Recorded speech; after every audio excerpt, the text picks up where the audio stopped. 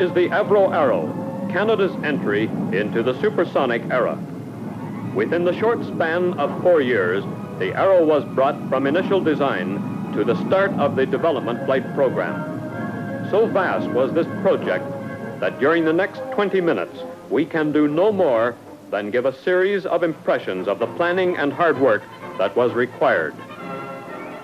Early in the design stage, it was apparent that newer fabrication techniques would be needed.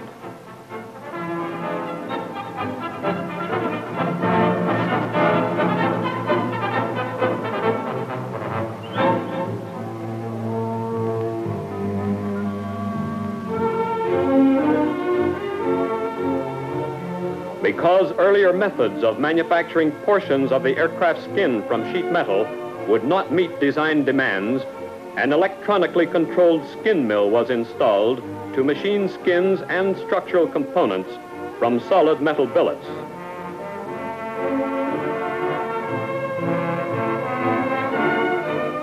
This 15,000-ton press was also installed by Avro to form heavy-gauge sheet metal parts with the accuracy that the Arrow required.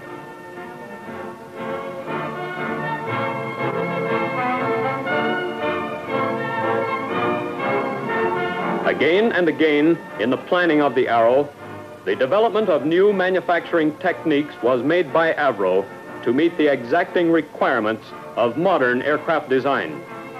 This meant the procurement and installation of new equipment with which these new techniques could be effected.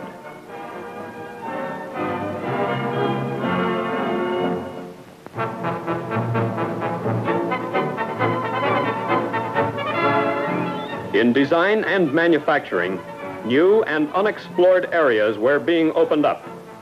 But this was far from being a purely academic investigation. The whole project was proceeding to a tightly integrated schedule, and it was a complex operation demanding a very precise analysis of manpower, machine, and facility capacities.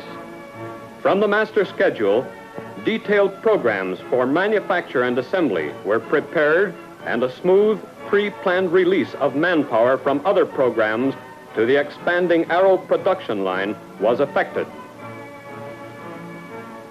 The success of this careful planning may be judged by the fact that the first Arrow took 20% less man-hours than projects of similar size and complexity produced elsewhere in North America. There is, of course, much more to designing and building than we have seen so far. It wasn't quite that easy. To see a little more of the work involved, let's go back to the beginning of the story of the Arrow. Avro's initial proposal for the Arrow was completed for submission to the Canadian government in 1953. Design specifications were based on requirements for Royal Canadian Air Force fighters of the future.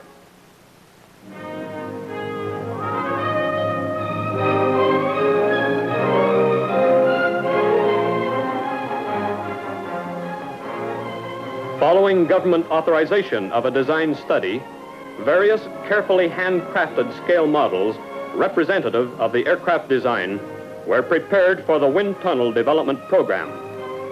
Within a short period of authorization, wind tunnel tests were being run. Models were tested at low and high speeds, and spin recovery tests were carried out. As a practical check of flutter and vibration calculations, a scale model was made and tested because existing theory did not adequately cover problems introduced by the low aspect ratio and complex structure of the Arrow. Records of all tests were analyzed and fed back to the design team. Of course, there is nothing as good as a full-scale model to check installation clearances and general accessibility. A wooden mock-up was built for this purpose and was also used for early RCAF evaluation.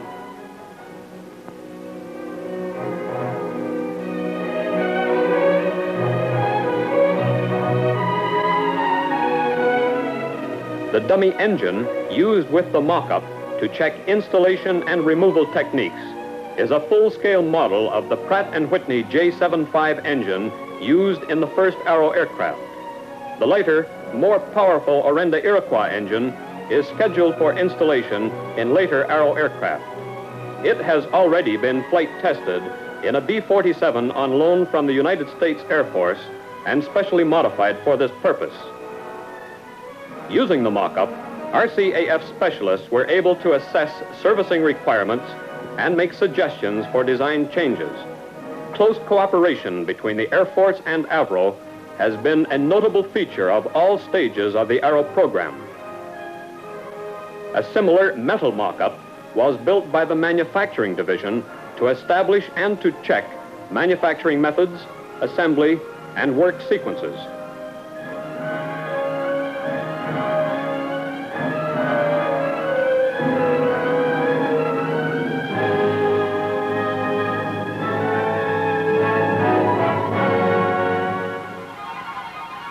This early wooden mock-up of the cockpit showed that the windscreen, as originally designed, would be subject to distracting reflections.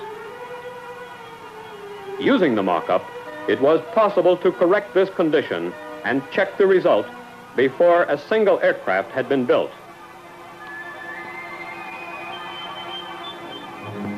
A program of structural and systems tests was begun at an early stage in the project. A large number of test rigs had to be specially designed and constructed for this work. Some of the rigs were of a relatively simple nature. Others, such as the fuel system test rig, were much more complex. It was used for investigations into fuel system functioning under simulated flight and ground conditions.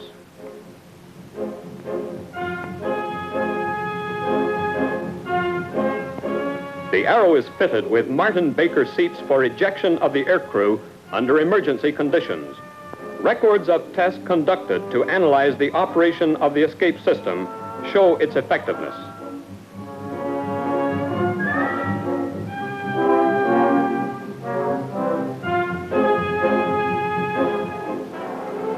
The Flying Control System test rig is a full-scale replica of the aircraft system from the cockpit controls to the control surfaces. It is possible to reproduce flight loading on the rig and to conduct simulated flight tests. The automatic flight control system and analog computers provide simulated flight response. A complete full-scale air conditioning and pressurization system was developed in this rig. The rig can be fed with heated high-pressure air to reproduce the full range of operating conditions met in flight. This rig simulates the complete aircraft electrical system. It is used to check out electrical components or wiring assemblies before installation in the aircraft.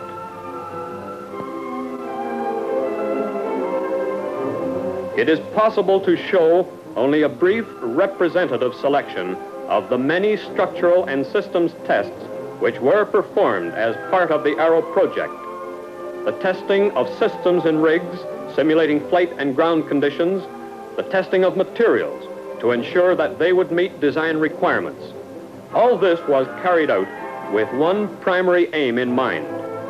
The first aircraft was not to be a handmade prototype.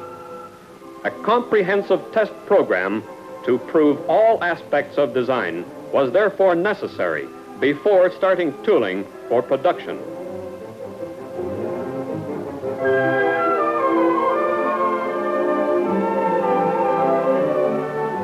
This test program included the building and testing of a number of 1/8 scale free flight models to obtain drag and stability information.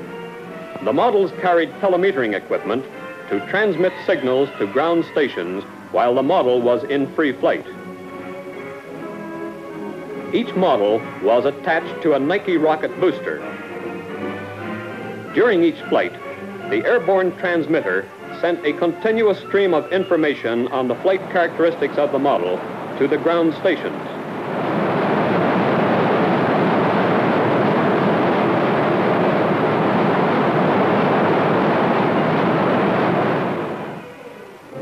Additional information was gathered by kinetheodolite cameras and by radar, which tracked each flight.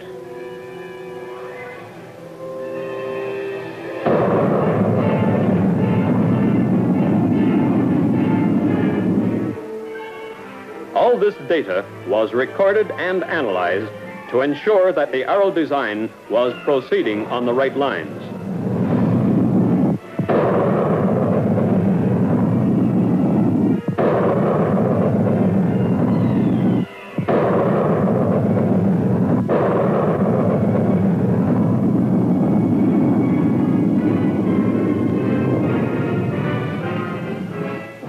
As testing proved the validity of design, production tooling was started with the building of these master models. They are the basic forming tools for contour accuracy of skinned sections. Building a first aircraft using complete production tooling eliminates delay when quantity production is required. This new approach to aircraft production has proved most successful and is being widely adopted in the production of other high-performance aircraft. As the thousands of drawings of tested, proven design were released for manufacture, the tempo of production quickened.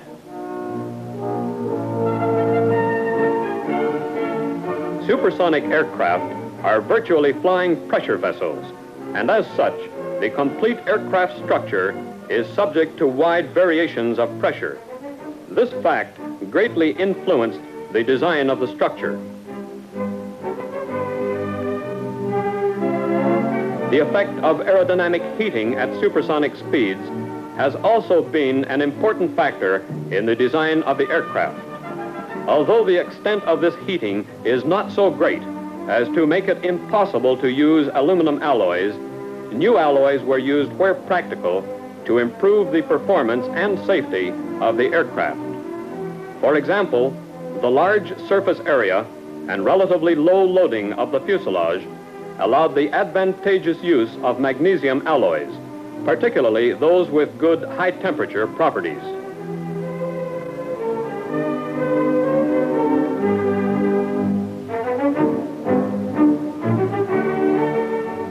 Because of its proven reliability, the J-75 engine was a logical choice for installation in an untried aircraft. However, when the Orenda Iroquois is installed, the full potential of the Arrow will come much closer to realization. Across the country, hundreds of associate contractors and suppliers providing equipment for the Arrow were making their contribution to its success. Each had a specified job to perform, and each had a delivery deadline to meet. All these operations had to mesh with the master schedule, the key plan for the production of the Arrow.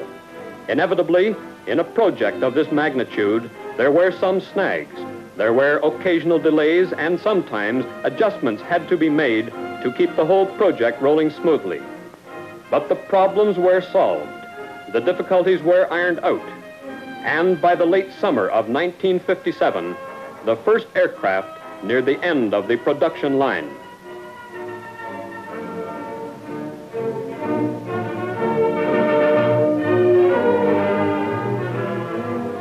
From the production line, the first Arrow was taken to the flight test hangar. Preparation for flight included exhaustive testing of the aircraft systems and ground running of the engines.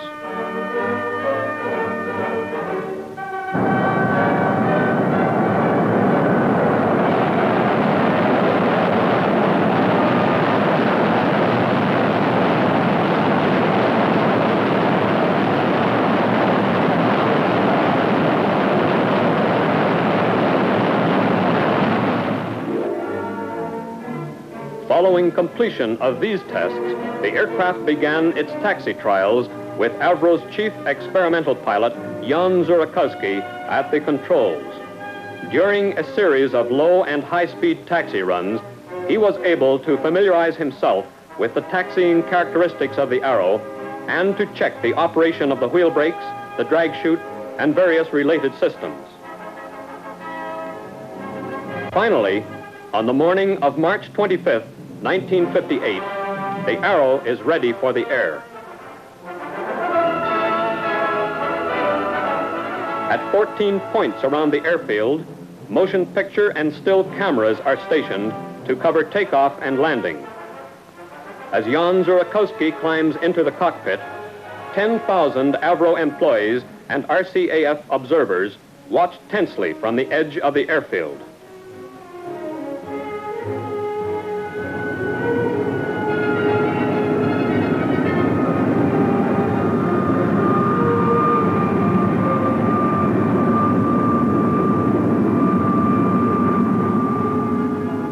Ground telemetry units stand by to record data transmitted from the aircraft.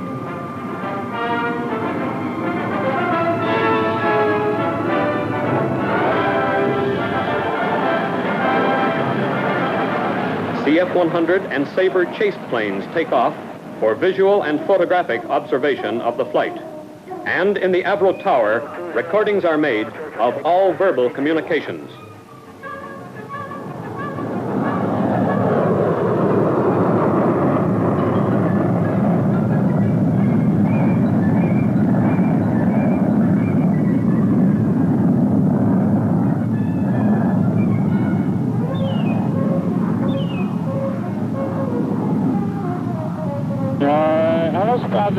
Prepare for indicator detection.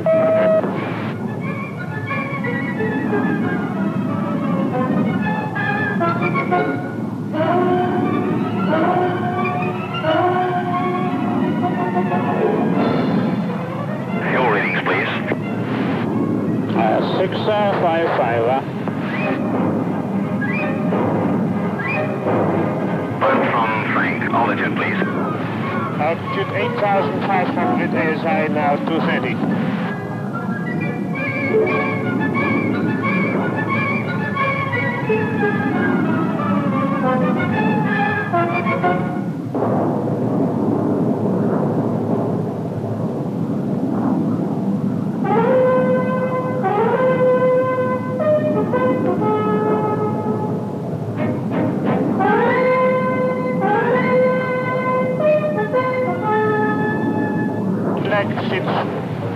Sits completely snug in the wing.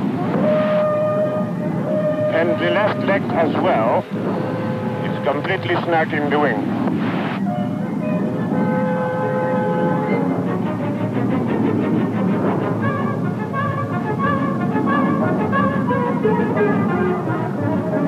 Controls are behaving quite nicely. I can see no oscillatory motions of any description in them.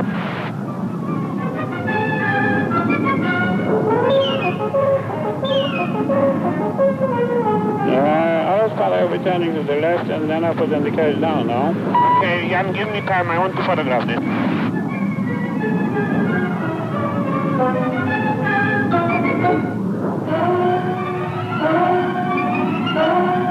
The elevator is about 3 degrees or 4 degrees up as far as I can see from here. Ailerons are nice and flush. Controls here seem to be quite normal, Jan. No problem. Wind is 40 to 50 degrees, 10 to 15 variable. 201, Toronto Tower, clear to land, wheels down, lock 32.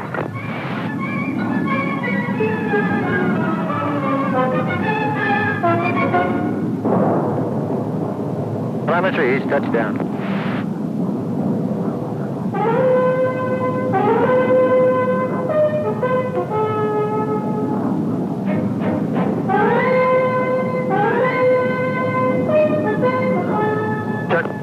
Wonderful parachute, Jan, fine.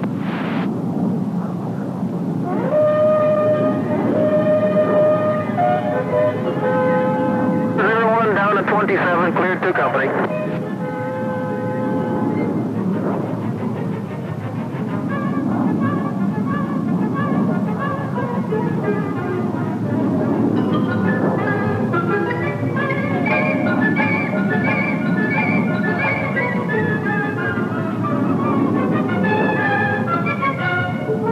After watching its historic first flight, the huge crowd of Avro employees and Air Force personnel greeted the arrival of the Arrow at its flight base.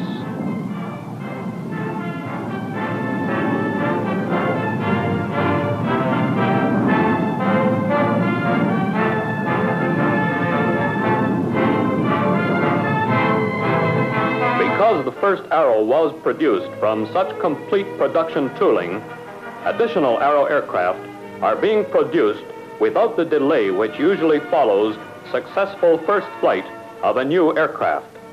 The success of the design is due in large measure to the intensive testing which has formed a major part of the program so far. Testing on the ground is continuing step by step with testing in the air.